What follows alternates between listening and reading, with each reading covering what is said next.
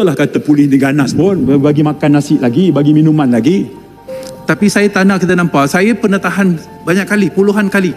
Ya, saya tak pernah orang saji makan atas table untuk saya.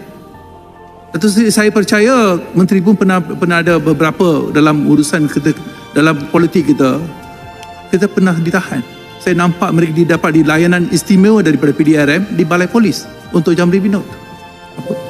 Ya, itu tindakan diambil. Tapi saya nak sebut, macam saya ulang tadi, tindakan yang diambil itu bergantung sudut pandang pihak mana. Ya, misalnya bila tersebar, hari ini semua kan maklumat uji jari, tersebar mereka yang dikatakan ditangkap berada di polis sedang menikmati makanan. Itu aja gambar dia. Ada dua ulasan.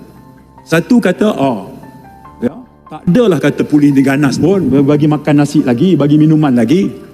Tapi yang ditahan tu kata polis ni kasar, polis ni kejam. Satu sudut. Satu lagi kata, kalau macam tu apa maksud ditahan?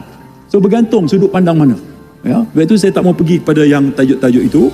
Saya cuma nak kata bahawa keutamaan kita apa dia?